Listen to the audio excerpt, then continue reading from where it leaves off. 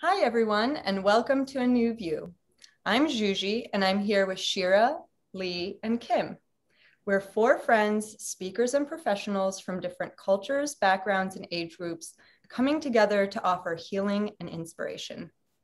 Our very special guest today is a dear friend of mine, and she is our first in-person interviewee. Jessica has lived many incarnations in her life so far. She has worked in the field of education, managed creative teams for tech companies in Silicon Valley, and most recently held a position as a behavioral therapist for children, all before she found her spiritual path as a reader of the Akashic Records.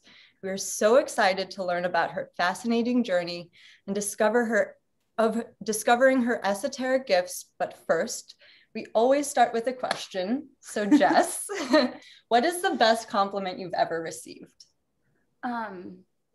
When I was a 7th grade math teacher, I was chosen to be an example teacher for someone from another country. And so he actually lived with me and then would come to my class every day for a week because teachers are budgety, you know? And the first thing he said after observing my class, which I felt like my class was disorganized sometimes. By disorganized, I mean I had kids with a lot of personality, and he said to me the very first thing is he looked me right in the eye and he said, "You love those kids so much." Aww. And I was like, "I do, like so much." And that made everything else in this teaching environment. I was on an emergency credential, so I was teaching in places where no one else would go. And it made everything else in that environment feel like it was okay. Yeah. That's so heartwarming. This interview, you guys, I can't even remember his name.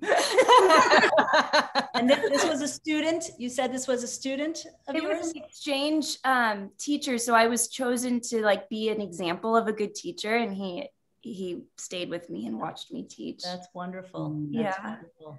Yeah. Welcome, Jess. And speaking of being a teacher, I wanted to ask you, can you tell us a little bit about how you went from being a teacher to being an Akashic reader? And did I say that correctly? And is it a reader? Yeah, it's a reader. So these types of readings can be either just a reading, a healing, or it can be an attunement or a harmonization. So an attunement would be like when I take somebody with me to the Akash and I give their body a reference point of what it feels like to be in that energetic vibration so that they can go back to it. But what I typically do is reading and healing. And so how did I do it? You know, Lee, I always say I was minding my own business. I was like minding every inch of my own business, you know, and I wasn't, I didn't set out to do this for a living. But what happened was as I practiced and people have always come to me for like an intuitive perspective or an intuitive insight on things, whether I was a teacher, I was in business, or I was 17 years old and a waitress. Like people were always asking me for my intuitive perspective on stuff. And it got to the point where like I needed a Calendly and I started to charge money because people would say things like, this person in my life like really needs to talk to you. Like it's not a, oh, it would be nice if they talked to you. It's like, you're the only person that I know of that can help in this situation. And so then I got booked, and then I got really scared because I didn't want to show my face and come out of the spiritual closet. Wow. You want to show that face? I didn't want to show my face. I was like, don't look. Because I'd always been successful in the ways that were culturally appropriate to be successful. You know, I went to a really good college. I graduated with honors. I did all the internships. I was high performer in every aspect. And so to come out and be like, I've always seen spirits, it felt scary. And now it actually doesn't feel like that big of a deal to me. But at the time it did. And yeah. Oh, that's great. So it sounds like it happened organically, like this was your calling. That's Super. Thank you for sharing that. Yeah. So I have a question for you, because we're talking about a word that probably many people have never heard of, including me. Yeah. So can you tell us a little bit, what are the Akashic Records? Yeah. So the word Akash means primordial substance, that out of which all things are formed. And I feel like I want to name that it's a Sanskrit word. And so whenever we're tapping into a energy, that energy has a consciousness we can access. So it's like you can tap into peace, you can tap into love, the love group, you can tap into the vibration of currency or community. So you can tap in, meaning you can vibrate your body at the level of the Akashic field. And that's the place where you can go essentially to know your own answers and to know what's true for you. And so many people probably access the Akash in a dream state. If you ever wake up and you're like, oh my gosh, I just feel like I see this situation from a different perspective after a good night's sleep, or people can access it in a creative flow, even like maybe a storyteller or a professional, motivational speaker could get into a flow where they've raised their vibration enough that this stuff is moving through them. And that would be most likely the Akashic field. Wow. Yeah.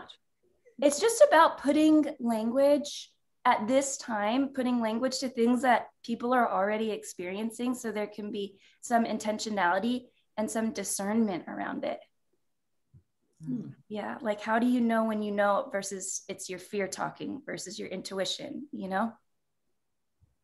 Jess, I just want to take you back for a second. So there you were, people are now starting to pay to speak to you one-on-one, and you were connected to, you had this, you were connected to your intuition in a way that maybe they weren't, or, yours was very strong. Where did the Akashic Records come into play? Like, where's that connection? Like, here you are, you're intuitively speaking to them, but at what point was the Akashic Records, like, where was that connection made, Yeah. So it's interesting because I use the word intuitive loosely. So actually when people, before they started paying for it, would ask me how I knew something, I would say, I just know. That was it. I would just let it be super simple, Like, even I was talking to a CEO one time and he was like, Jessica, how do you know all this? And I just looked at him straight in the eye. I was like, I just know. That's it, And so that's how I explained it. But I was accessing it before, but there actually is a difference between intuition and the Akashic field. So intuition will come usually from deep within, like there's an access point in your body connected to your soul. When you feel completely like you're full of your own energy, like it's your energy bubbling up from inside you and coming out, that would be more like your intuition.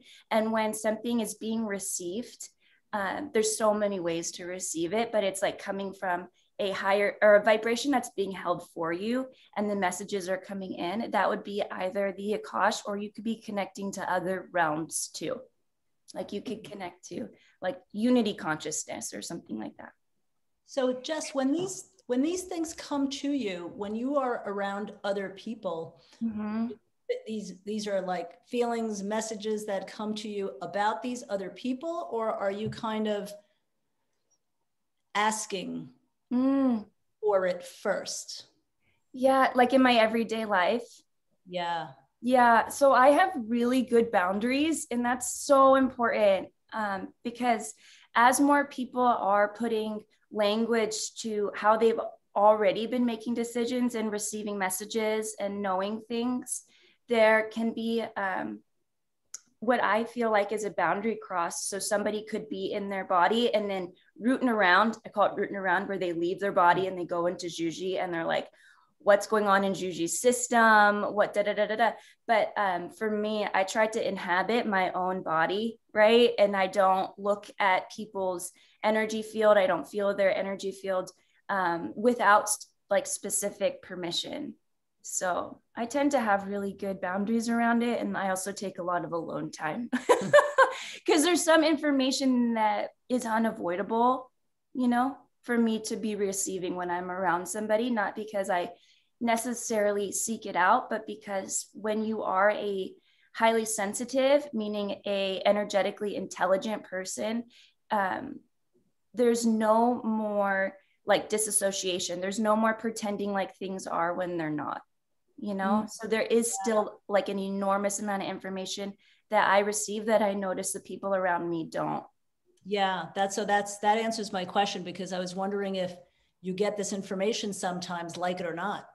Yeah.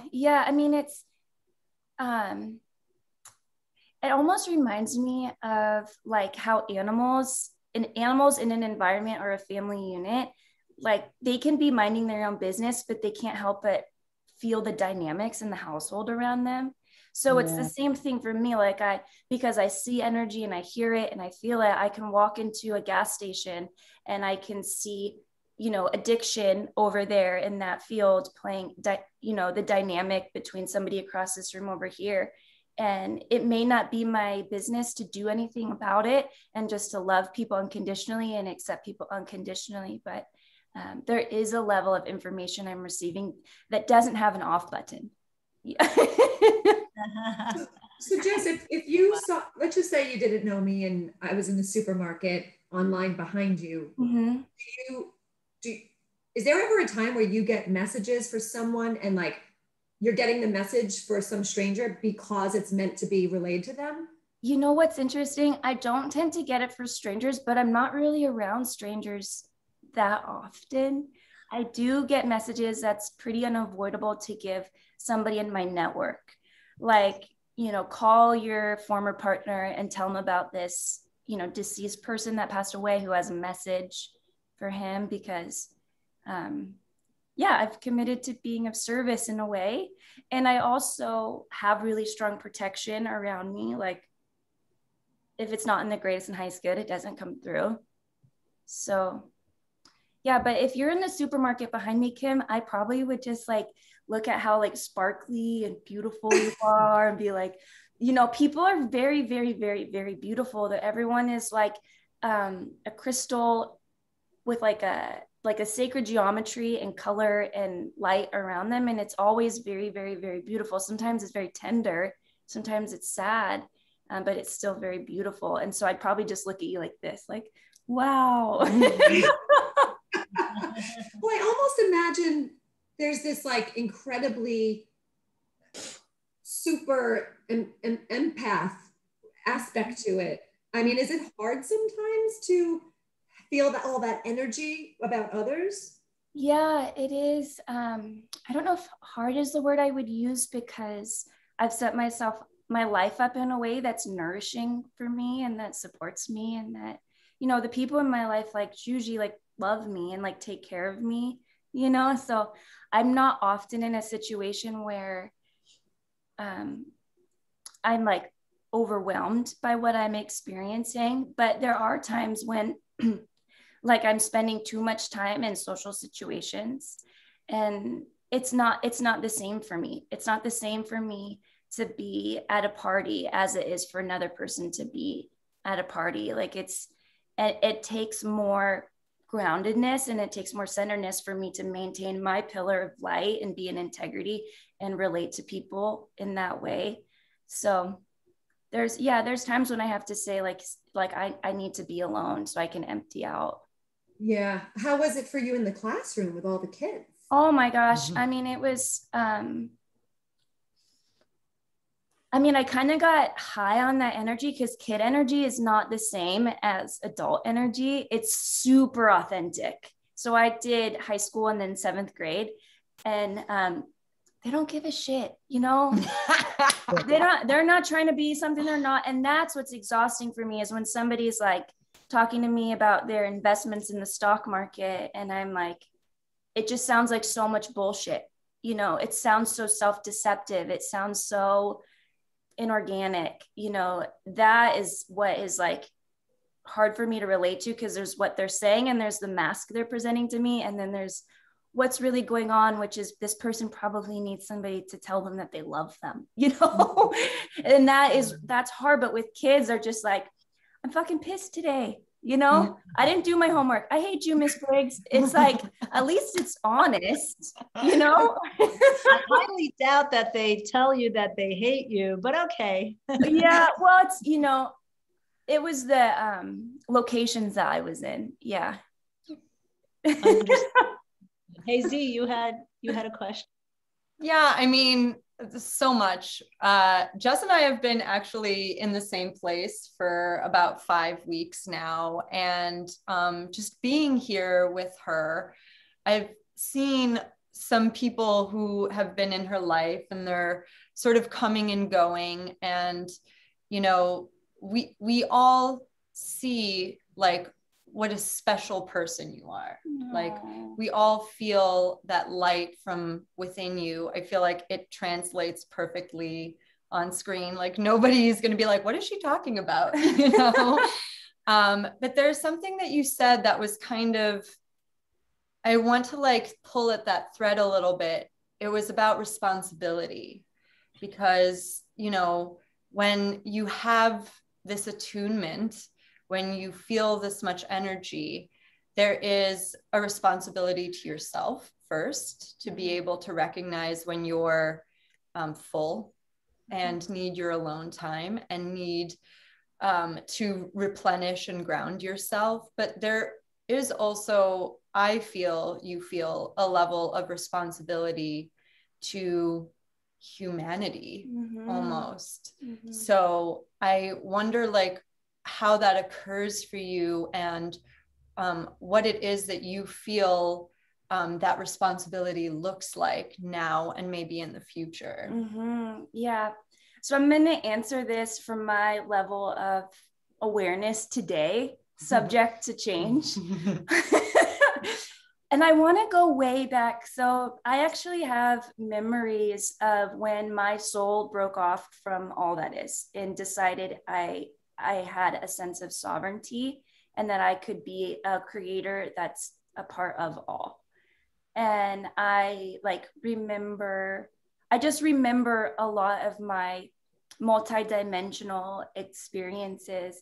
And I remember volunteering to come to planet Earth. I was like, I got this. Pick me, you know? I remember. Most souls are like, there? I don't want to go there. No, everyone, you know what? This just a side tangent.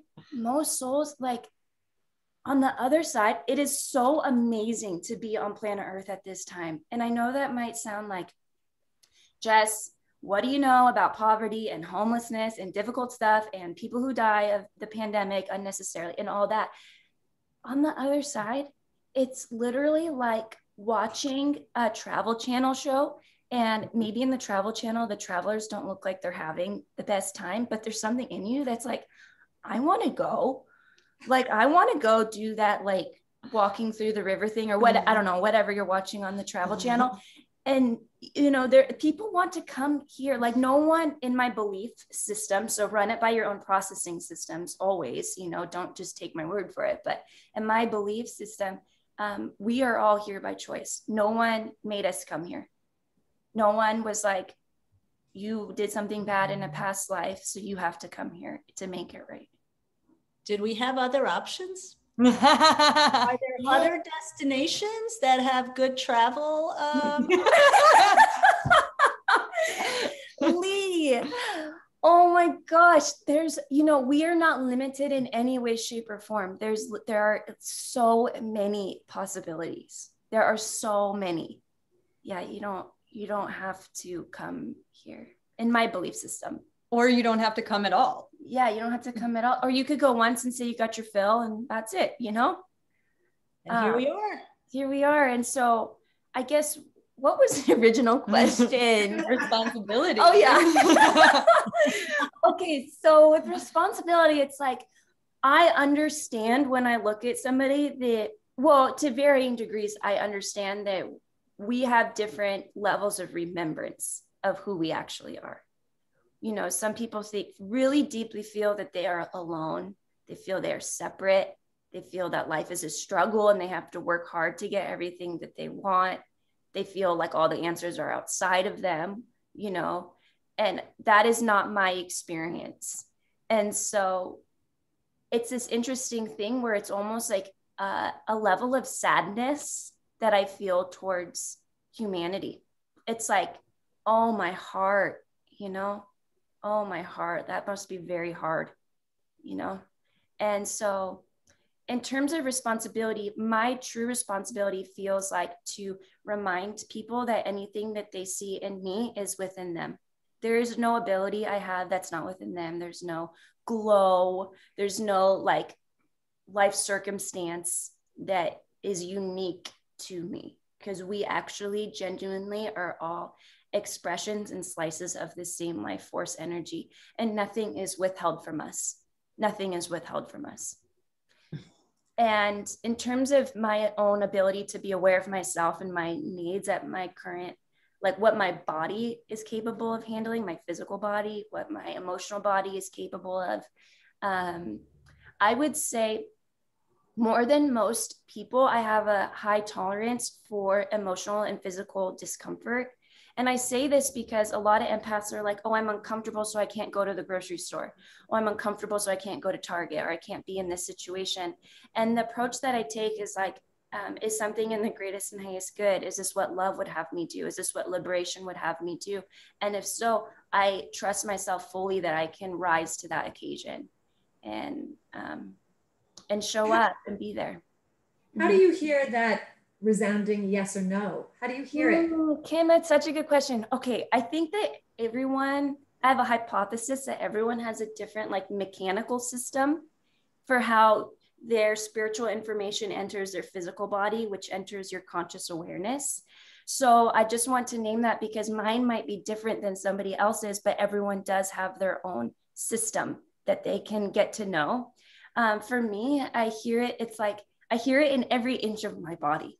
It's like, it comes up as an energy that goes up into my heart. It feels in my auric field like light, feels like I'm connecting to God when it's a yes for me. And it feels like my whole spirit team is like around me saying yes, you know? So it happens on a lot of levels for me. Yeah. What does no feel like? No feels just empty, because it's not like any choice from my perspective is ever like a bad choice or something bad is going to happen. It's just like, it's like always all good. Like it's always all okay, but it just feels like empty. Yeah. I just find this also fascinating because I've been connecting intuitively with myself lately, and sometimes it's in the form of conversation, and I'll hear answers almost faster than like, it's not like I'm waiting for the answer. The answer will like come when I'm halfway through the question. What? And so sometimes I feel super connected in that way. And other times I'll muscle test myself and I'll get answers that way. And I also work with a lot of practitioners. One woman does emotion coding where she speaks to my higher self. I have you in my toolbox. I've had a reading with you. I see a medium who I think all of us except Juji has seen.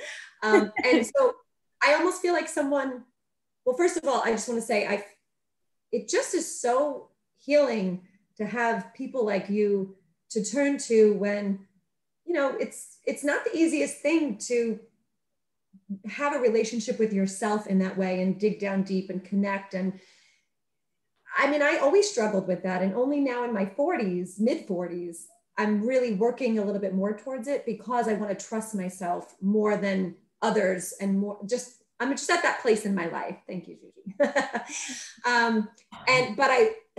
I love being able to refer people like you. So I just wonder if like people listening, I have a lot of friends who are working on themselves in this way too, and they struggle, you know, they meditate a lot, they're trying to connect, they really want to have this connection to their inner source. And I just feel like something that someone random listening might ask is, you know, what is the difference between like Akashic Record reading and then let's say, I could see people thinking maybe, well, she's a medium, she hears messages, or there's so many different ways of connecting and so many different practitioners or healers out there who offer this type of healing. So I just wonder, have you gotten that a lot where people think you're a medium and what's the difference? And, you know? Yeah. I feel like the first thing I want to say is that if somebody has gone their whole life going outside of themselves, like getting the job because they thought it was going to be secure, or doing something that, you know, they thought was correct for them.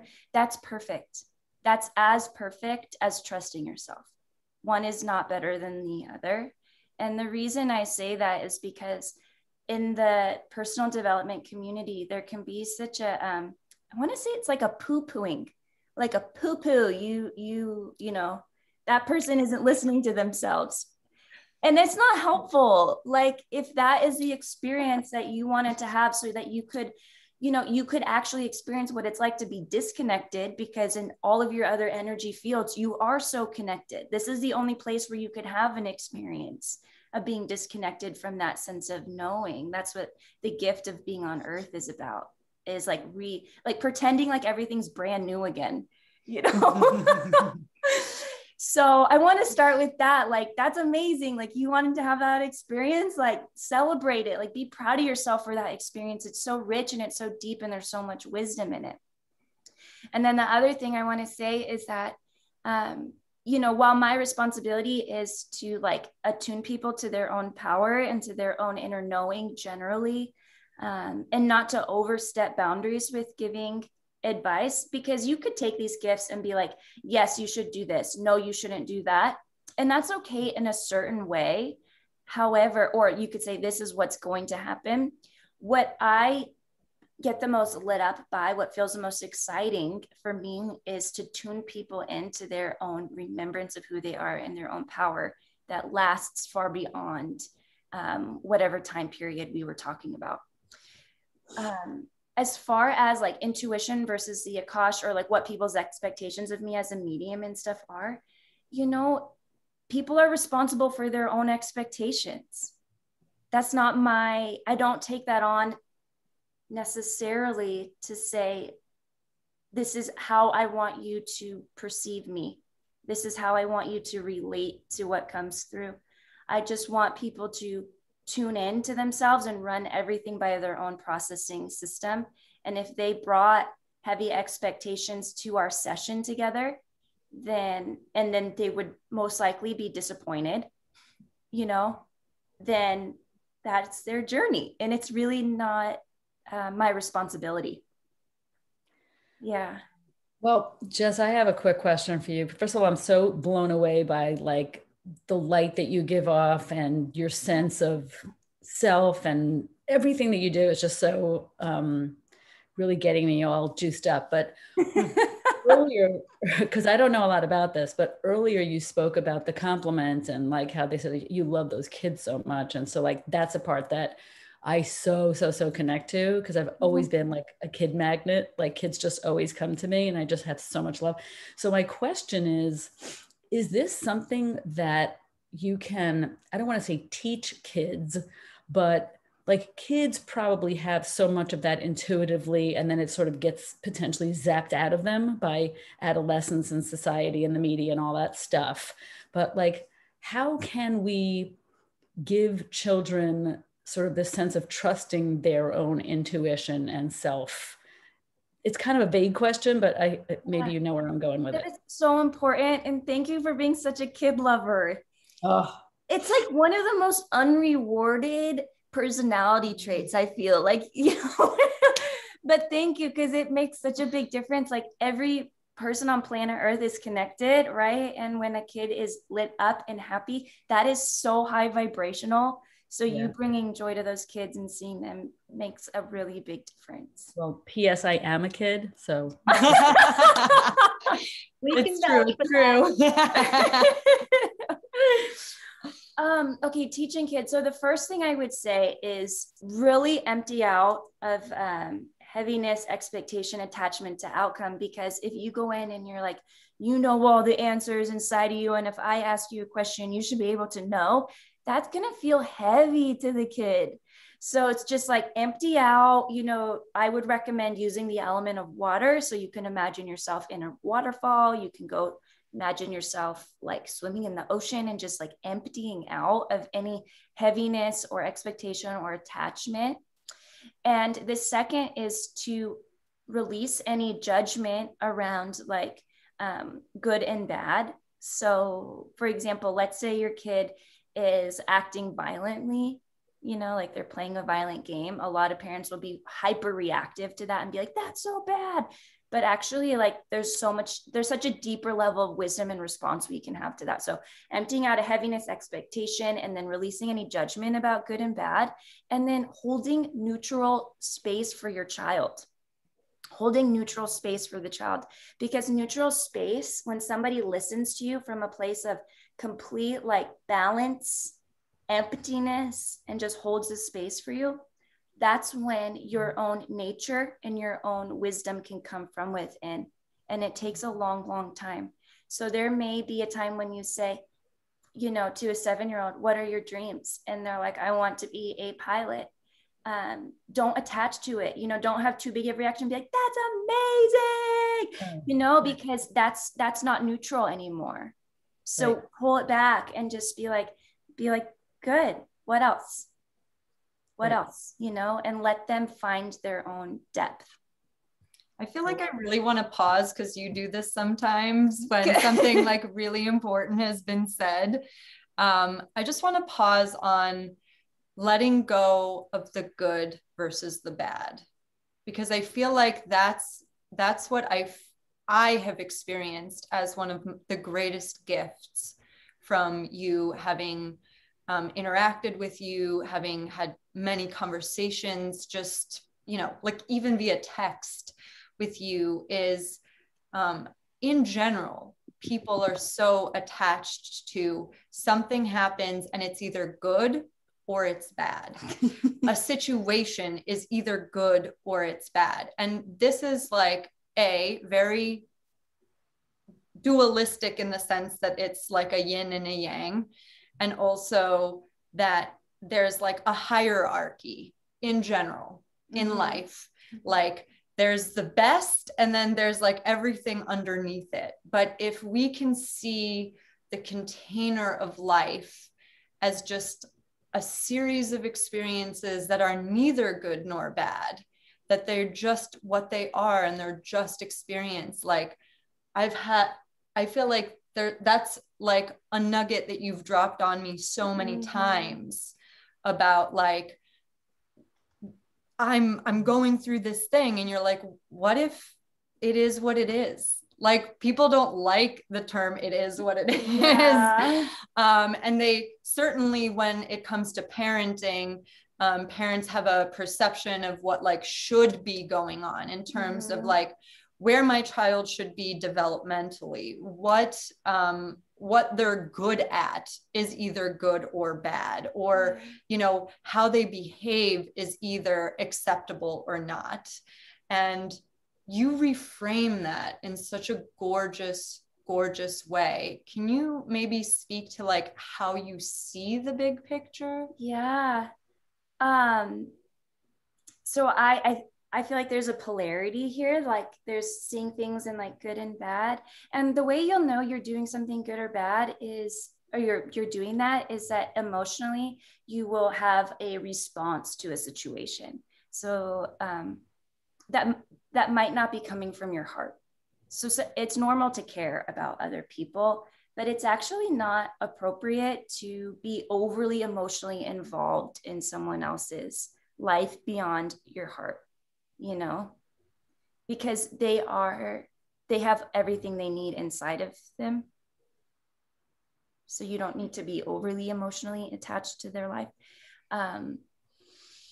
The other side of polarity, so good and bad, the other side is discernment. And so sometimes when you start getting into removing judgment from things, there can be this thing of like, I should be okay in all situations and be completely at peace in all situations. And you kind of lose your ability as a creator in your own life, you know, like you can have an awareness that like, this situation is not for me. This person is disingenuous and I don't want to be around them, without judging them for it, if that makes sense. So I want to name that we're looking for that balance of discernment and good and bad. And as a parent, you probably know intuitively when something is like legit a red flag that needs to be addressed versus when it's just your own unhealed stuff. So, and I also want to name that I've worked with a lot of parents over the years, probably like hundreds. I don't even know how many. And I've, been very drawn to challenging situations. So my specialty as a therapist was violent children. And what I will say about kids who are under 20 right now is that those parents tend to be, in my observation, very strong advocates for their kids. They don't believe in the school system as it is. They value their children for who they are. And there's a lot less of that, like, you should be this way. So the parents and the kids are evolving very, very, very, very fast, faster than sometimes we may be aware of if we're, like older than 30. Yeah. Did that answer your question? Yes, I feel like just to round it out in terms of that polarity, if you could maybe speak to like how in a session you would speak to removing judgment, because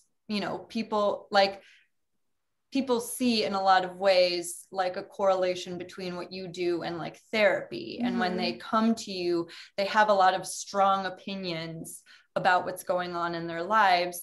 And I know that you feel a sacred responsibility to leave nothing left unsaid. Yeah. So a lot of hard truth can come out in those situations. Yeah. And sometimes people resist what you say in terms of what is true for them in that moment. So where's the flip in perspective when that happens? Well, maybe I could share an example. Let's see. I was working with a parent who wanted guidance on their children being homeschooled this year. And so there were some specific strategies that came through, and there was this like deep sense of like victim coming from the mom, like, oh, I'm such a victim of these circumstances. It's so hard. I shouldn't be expected to do this and all this stuff. And, the message that came through was like, breathe. You chose this. You knew before you came into this life that this was your path, because you're not good with discomfort. You're not good with discomfort. And this was an opportunity for you to unavoidably be uncomfortable so you could grow. So let's just let's not start from the premise that a mom having to homeschool their children is a bad thing necessarily. Now, there should be supports around it. There should be things that we help each other out and help moms out. But when you start from it like, this is so bad, that's a victim mentality. That's a victim mentality. And that is not something that I tend to enable. Makes sense. I mean, I love that mostly because people have a sense of like how things should be. And if they're not that way, then they're like a victim of that circumstance. And similarly, the circumstances outside of ourselves is what we use as a gauge for like how well we're doing. So, in terms of you having moms like that, and then, CEOs who are like very high performing and yet aren't really fully connecting with themselves. And like, how does that occur when somebody has everything that they could possibly want? And then they're still like, but what is this? Well, most people that I work with have everything they possibly want, truthfully. And I also want to name, it's super common in these kinds of conversations to be like the person who has all the material stuff and they're unhappy, and to point that out. And then also there's all these other people who have all the material stuff and are super happy too, and I name that because it's not a binary. It's just, how do you relate to your own life? And do you even notice how many blessings that you've been given? Like, are you, do you realize? Yeah. So how does that work? Okay, the first thing I want to name is that often in our culture, we say only the material difficulties are valid. So only if you've been objectively abused do you have the right to have the emotions of feeling abused. Only if you are, we allow money to be a legitimate struggle and not a lot else. So it's like, oh, you're struggling financially, you have the right to be stressed. what I want to name is that what your emotional experience is, regardless of why you're having that experience, is not more or less real or challenging than another. So you could have somebody who has all the material wealth, or other people who don't have it put on them that they have everything all figured out.